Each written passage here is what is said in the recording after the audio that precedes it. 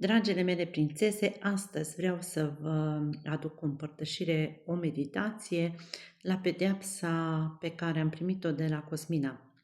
Meditând la cele 3 cuvinte cu care mă repet de fiecare dată, Cosmina a spus să meditez, să văd ce predică aș putea sau ce aș putea să scot cu cele 3 cuvinte cu care mă repet în continuu. Deci, acele 3 cuvinte care sunt pe buzele mele sunt deci, auzi și asta.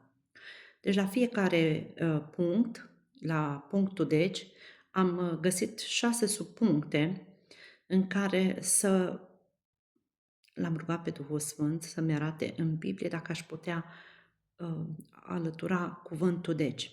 Și am găsit că cuvântul deci e egal chemare la concluzie. Când Scriptura spune deci, înseamnă că e un semn că trebuie să tragem o concluzie.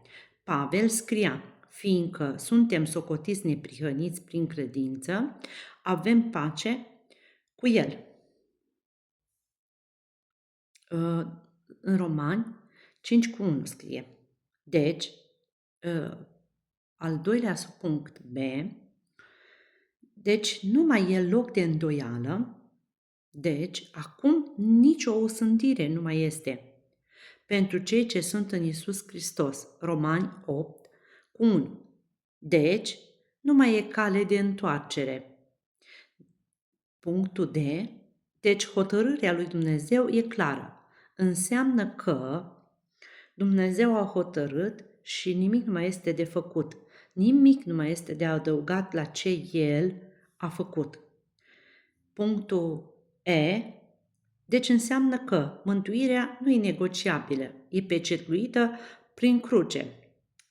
Deci, punctul F. Deci înseamnă că odată ce Dumnezeu a hotărât, nimeni nu poate schimba. La al doilea punct, la care l-am făcut cu cuvântul auzi, am meditat și am găsit că Duhul Sfânt mi-a dat încă 5 subpuncte în care am început așa. A. Auzi. E egal chemarea lui Dumnezeu la ascultare. Domnul zice: cine are urechi de auzit, să audă. Matei 11:15. B. Auzi glasul Domnului care îți vorbește prin cuvânt. C. Auzi chemarea la pocăință. Auzi șoapta Duhului Sfânt care te mustră și te îndeamnă. E. Auzi avertizarea Domnului Iisus astăzi. Dacă auziți glasul Lui, nu vă împietriți inimile. Evrei 3:15. Deci, dragile mele, nu-i de ajuns să citești, nu-i de ajuns să știi, trebuie să auzi, nu doar cu urechea pământească, ci trebuie să auzi cu urechea inimii, a Duhului, care să îți pătrundă. Și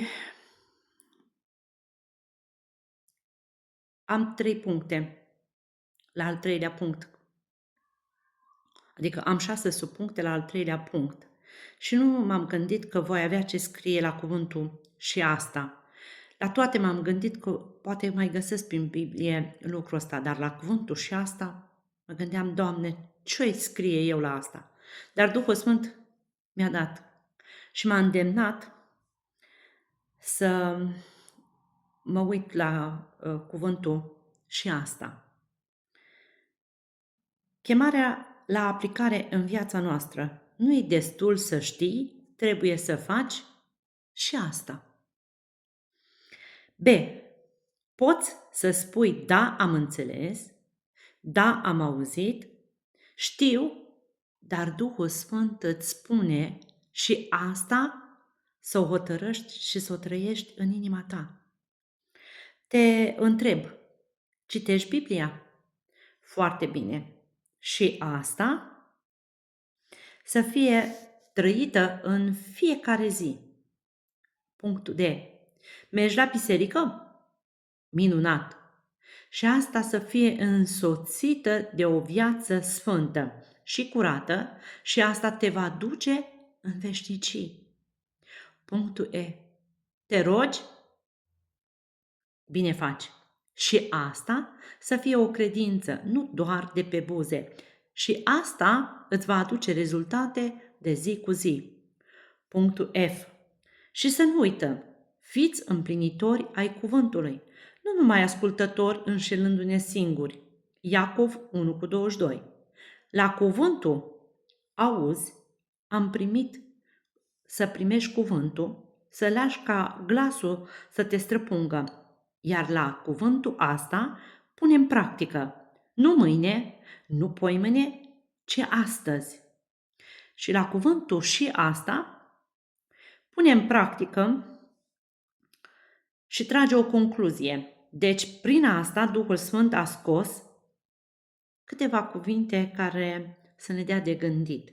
O meditație la cuvintele asta, deci, auzi și asta. Deci dacă ați auzit și voi cuvintele astea, vă rog să repetați și voi cu mine aceste cuvinte și să trageți o concluzie. Deci, auzi și asta. Și Domnul să fie slăvit pentru tot ce El ne dă. Vă iubesc și vă binecuvintez pe toate. Fiți mult binecuvântate, prințese ale cerului.